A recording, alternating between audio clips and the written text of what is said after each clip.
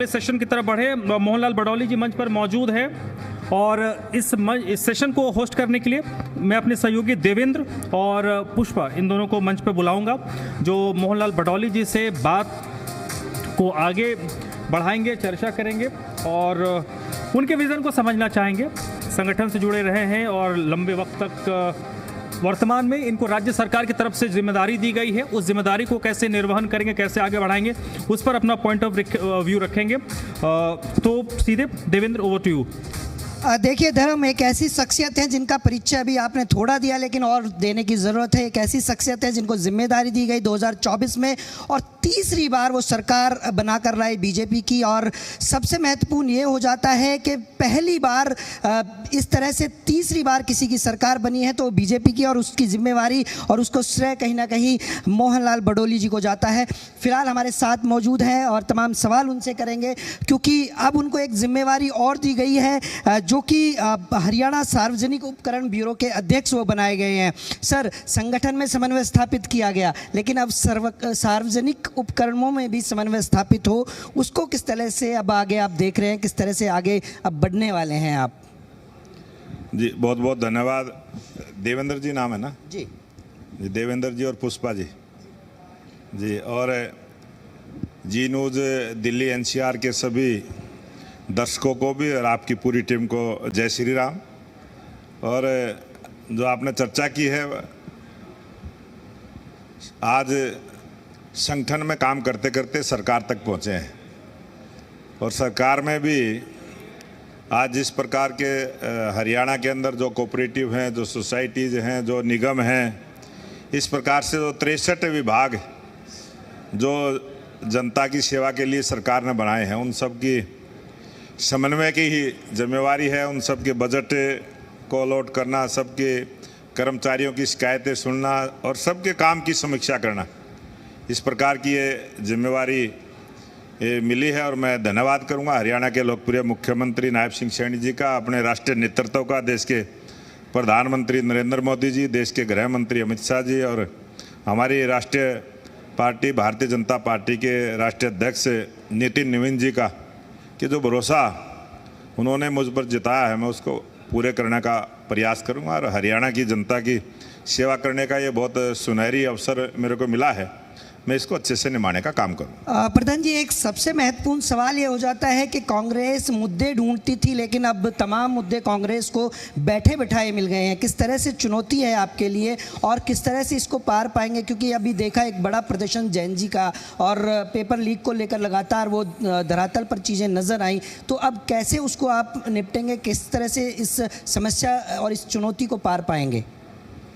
देवेंद्र जी, मैं ये कहना चाहता हूँ कि देश में जब से ये इस प्रकार के, चाहे किसी जॉब के लिए कोई पेपर होते हैं या किसी और काम के लिए जो भी पेपर होते हैं, और उनमें बहुत सारी कमियां धीरे धीरे दूर होती रही। पहली बार 1986 में एक इसी प्रकार से पेपरों में नकल को रोका जाए, पेपर आउट ना हो, उसके लिए कुछ कानून बना थे और वो लंबे समय तक वही चला है। और उसमें बीच में बहुत सारी सरकारें रही, लेकिन देश के लोकप्रिय प्रधानमंत्री नरेंद्र मोदी जी ने पहली बार 2022 में, आप सब ने देखा है, पूरे देश ने देखा है, 2022 में देश के प्रधानमंत्री नरेंद्र मोदी जी ने ही इस प्रकार की नकल ना हो, पेपर आउट ना हो और उनको सख्त कार्रवाई हो, इस प्रकार का एक कानून लेके आए थे। और देश में अगर आज आप आकलन करेंगे तो लगभग 2.5 लाख केस इसी प्रकार के अलग अलग प्रांतों में, जहां इस प्रकार की त्रुटियां रहती थी, केस चल रहे हैं आज भी। लेकिन जिस प्रकार से ये नीट के पेपर में जो कमियां आई और उन कमियों को ध्यान में रखते हुए सरकार ने अच्छे से उसको, दोबारा से नीट का पेपर हुआ, कितनी शांति के साथ हुआ और उसका रिजल्ट भी आउट हुआ। ये आंदोलन 20 को शुरू हुआ और 19 को रिजल्ट आया है।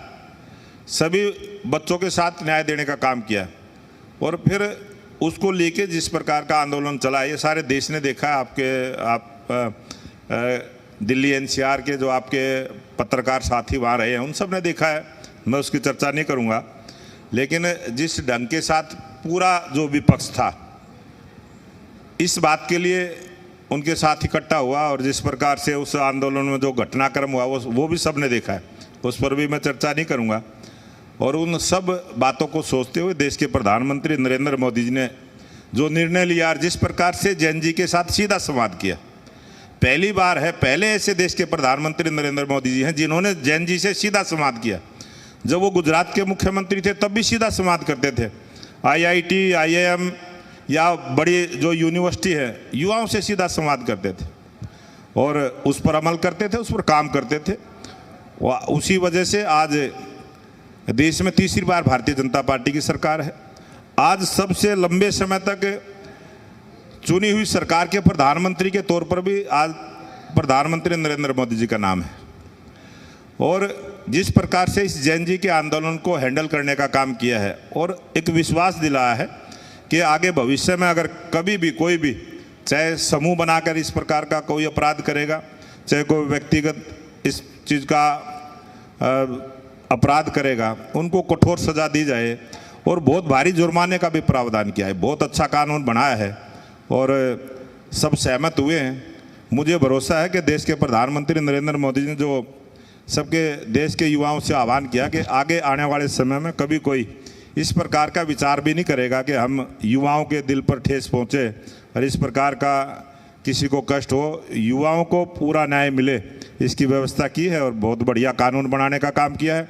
और आप देखेंगे कि आगे भविष्य में इस प्रकार के जहाँ विपक्ष की पार्टियाँ हैं, मैं चर्चा करूँगा पंजाब की, अभी थोड़े दिन पहले ही वहाँ पेपर आउट हुआ है और यही लोग जो पंजाब में पेपर आउट हुआ है उस पर कुछ नहीं बोलते, दिल्ली में आके बोलते हैं। ये दोगलापन है। आज देश में दो विचारधाराओं की, भारतीय जनता पार्टी उस विचार की सरकार है जो देश में बड़ा परिवर्तन और इस देश को विकसित राष्ट्र बनाने की राह पर चली है, और एक विचारधारा ऐसी है जो देश को कमज़ोर करने की राह पर चली है, देश को तोड़ने की राह पर चली है और देश में अव्यवस्था फैलती रहे, इस प्रकार की सोच के साथ आगे बढ़ी है। आज युवाओं को भी और देश की जनता को भी बहुत सोचने का विषय है। जिस प्रकार की विचारधाराएं, दो विचारधाराएं आज देश में चल रही हैं और आज देश की जनता प्रधानमंत्री नरेंद्र मोदी जी की विचारधारा से सहमत है, उसी लिए आज तीसरी बार भारतीय जनता पार्टी की सरकार है।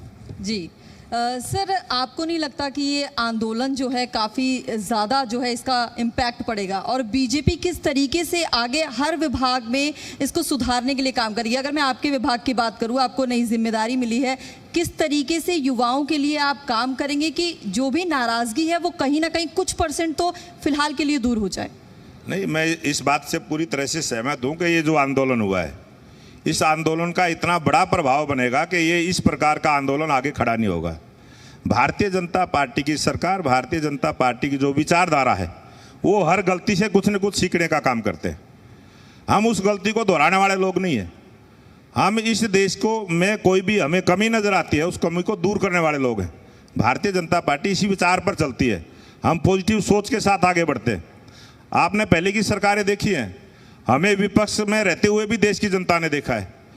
वही देश के विपक्ष के नेता के रूप में अटल बिहारी वाजपेयी जी का रोल भी देखा है। किस प्रकार से जब सत्ता पक्ष अच्छा काम करता था, देश के लिए अच्छा काम करता था, हम संसद में उसकी सराहना करते थे, खूब बड़ाई करते थे, लेकिन जब सरकार गलत काम करती थी तो उसको डट का विरोध भी करते थे और संवैधानिक तरीके से करते थे। आजकल जिस प्रकार से कांग्रेस पार्टी का जो रोल है, इस प्रकार का रोल हमारा कभी नहीं रहा। हमने जब भी अपनी भूमिका को निभाया तो पॉजिटिव सोच के साथ निभाने का काम किया है, लेकिन कांग्रेस पार्टी झूठ बोलती है और सदन से बाहर हो जाती है। जब मौका मिलता है तो वो सदन में बहस नहीं करते, सदन से बाहर हो जाते हैं। सर, पहले आरोप लगते थे कि ईवीएम में गड़बड़ी है और अब आरोप विपक्ष लगातार लगा रहा है कि एसआरआई में गड़बड़ी है और एसआईआर के मार्फत कहीं ना कहीं एक वोटर पर चोट पहुंचाने की कोशिश की जा रही है, प्रजातंत्र को नुकसान हो रहा है। ये बहुत अच्छी बात आपने करी है कि आपने दोनों चेहरे कांग्रेस की मैं चर्चा करूंगा। जो कहते थे ईवीएम में कमी है, ये सीधा सीधा सा चुनाव आयोग का काम है। इसमें कोई भारतीय जनता पार्टी का कोई रोल नहीं है, ना कांग्रेस पार्टी का कोई रोल है। इसमें सीधा सीधा चुनाव आयोग का रोल है। और जो हमारी देश की संवैधानिक ऐसी संस्थाएं हैं, ये सीधा सीधा उनके ऊपर आरोप है। और उन्होंने चैलेंज के साथ सबको मौका दिया था कि अगर कोई भी आए, इंजीनियर आए, कोई भी आए, ईवीएम उनको सौंप देंगे, उसमें गड़बड़ी करके लाए दिखाए। वो सारा आपने देखा है। उसके बाद आपने SIR की चर्चा की है।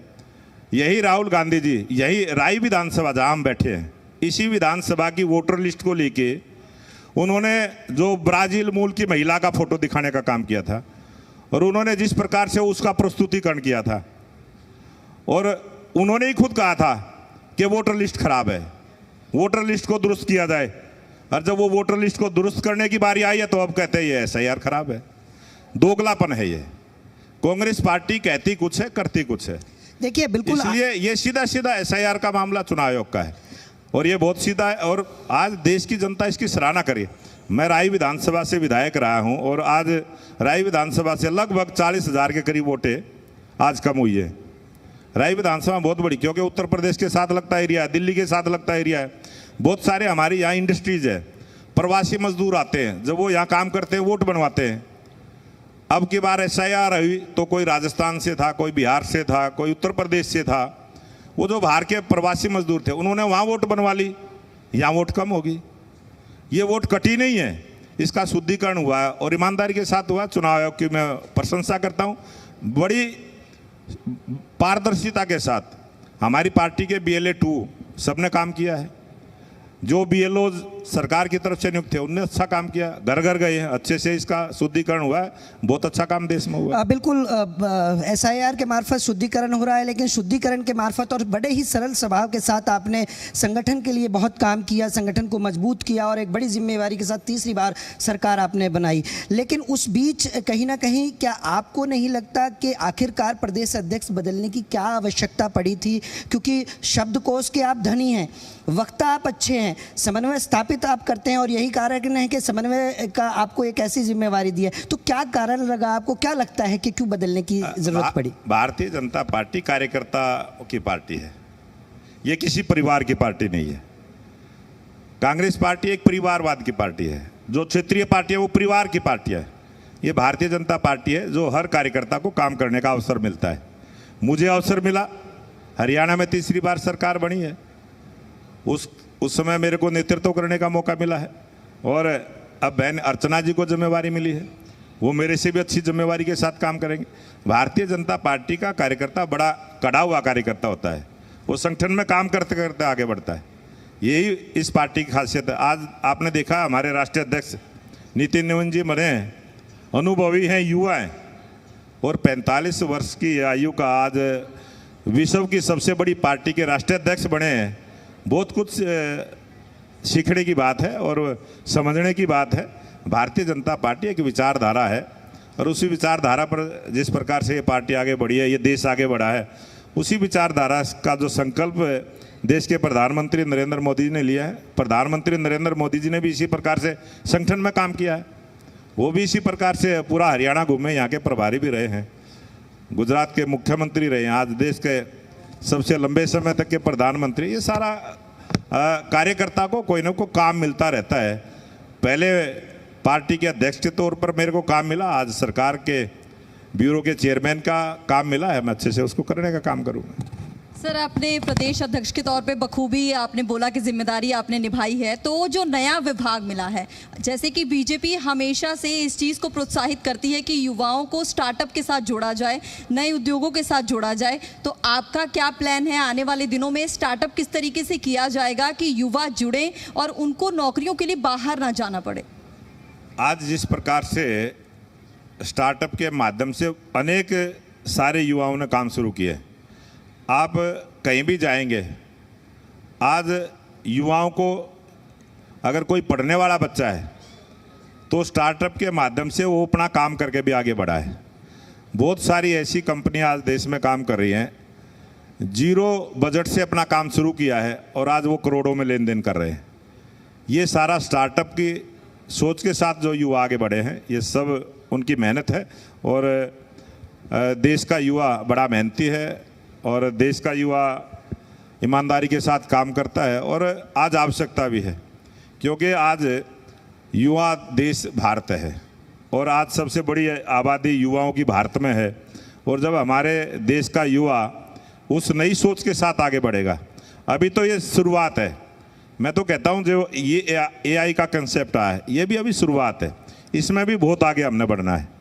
ये तो अभी स्टार्टिंग है और जब अभी तो भारत का बेस बनना शुरू हुआ है, ये जो हम अच्छी अच्छी सड़कें देख रहे हैं, रेलवे का नेटवर्क देख रहे हैं, एयरपोर्ट देख रहे हैं, ये तो अभी शुरुआत है, ये विकास की शुरुआत है। अभी तो इसको बहुत तेज गति के साथ आगे बढ़ना है। और जिस प्रकार से चाइना को लोग मानते हैं कि चाइना विकास की दृष्टि से बहुत आगे है, चाइना से भी आगे भारत ने जाना है। और आज आर्थिक दृष्टि से हम जिस प्रकार से चौथा नंबर का देश है, हमने तीसरे नंबर पर भी आना है। आर्थिक दृष्टि से भी देश को मजबूत करना है। बहुत चीज़ें हैं अभी देश में करने की, और देश की जनता को भरोसा है कि प्रधानमंत्री नरेंद्र मोदी जी के नेतृत्व में देश विकसित राष्ट्र बने। सर, एक सबसे बड़ी बात यह है कि बीजेपी हर वक्त जिस तरह से कार्यकर्ता को कार्य में लगाई रखती है, कहीं ना कहीं कोई ना कोई कार्यक्रम आयोजित रहता है। उस बीच एक आपको मैं देखता हूँ अमूमन तौर पर कि आप अलग अलग जगह भक्ति में विलीन रहते हैं, कहीं भोलेनाथ के दरबार में रहते हैं, परिवार को पूरा टाइम देते हैं। कैसे वक्त निकालते हैं, और क्या भोलेनाथ के दरबार में जाके अब और शक्तियाँ अर्जित करने? ये हमारी सनातन की जिस प्रकार की परंपरा है, हम सनातन को मानने वाले लोग जिस प्रकार से श्रद्धा के साथ वहाँ जब जाते हैं तो बड़ी उसमें शक्ति मिलती है। और आप भी कभी देखना, जब आपको कोई बेचैनी हो तो आप भी किसी मंदिर में जाके बैठना, और 10 मिनट के लिए वहाँ जब शांति के साथ आप बैठेंगे तो आपको भी वो शक्ति मिलेगी। और ये सावन का महीना है, और बधाई दूंगा इस सावन के महीने की भी सभी आपके दर्शकों को भी। भगवान भोले की कृपा सब पर बने, तो मतलब पूरी दुनिया पर बने। अब इतनी शक्ति आ गई है, विपक्ष सब बच कर रहे, कोई भी बांध चलेगा तो घायल करके निकलेगा। नहीं, हम किसी को घायल करने की सोचते भी नहीं। हम इस प्रकार के लोग हैं कि दूसरे को कांटा लग जाए तो उसको निकालने का प्रयास करते हैं। हम नहीं चाहते किसी के पैर में कांटा लगे, किसी को कष्ट हो, लेकिन अच्छी सोच के साथ ही आगे बढ़ा जा सकता है, पॉजिटिव सोच के साथ आगे बढ़ा जा सकता है। और मैं तो निवेदन करूंगा हमारे देश का युवा पॉजिटिव सोच के साथ आगे बढ़े। और कल हमारे हरियाणा के लोकप्रिय मुख्यमंत्री नायब सिंह सैनी जी सोनीपत में आए, कल युवाओं से सीधा संवाद किया, लाखों बच्चों से सीधा संवाद किया है, और बहुत अच्छा लगा है। और देश के प्रधानमंत्री नरेंद्र मोदी जी भी सीधा संवाद करते हैं, हम भारतीय जनता पार्टी के कार्यकर्ता सभी सीधा संवाद करते हैं, और हम सभी युवाओं के साथ हैं। जो जिस प्रकार की बात वो किए थी, स्टूडेंट का आंदोलन उन्होंने बताया था, हमारे घर में भी तो बच्चे पढ़ने वाले हैं, हमारे घर में भी तो स्टूडेंट है, हमारे बच्चे भी तो वही चिंता करते हैं। तो हम बच्चों के साथ हैं, बच्चे हमारे हैं और हम बच्चों के हैं। ठीक है, धन्यवाद सर आपका। आपने युवाओं पे खास फोकस करके बात की और हमारे हर सवाल का इन्होंने जवाब दिया है, तो बहुत बहुत धन्यवाद सर, आपने हमारे लिए समय निकाला और यहाँ तक आप आए। बहुत बहुत धन्यवाद आपके दर्शकों का भी, और आपकी पूरी टीम का बहुत बहुत धन्यवाद। थैंक यू और अभिनंदन। सर आपसे रिक्वेस्ट है, और देवेंद्र सर आपसे भी, आप दोनों प्लीज मंच पर बने रहिए, और मैं गुजारिश करूंगी आप भी मंच पर आइए और सर को पौधा देकर सम्मानित कीजिए। देखिए अभी आपने सुना मोहनलाल बडोली को किस तरीके से तमाम सवालों का इन्होंने बेबाकी से जवाब दिया, जितने भी सवाल पूछे गए सभी का जवाब सटीकता से देते हुए नजर आए। और आपने पिछला चुनाव जो प्रदेश में देखा और जो मिशन मोड पूरा देखा गया और सफल होता हुआ नजर आया, उन्होंने अनेक कार्य किए हैं। अब देखिए मैं गुजारिश करूंगी ग्रुप आरोग्य अमृत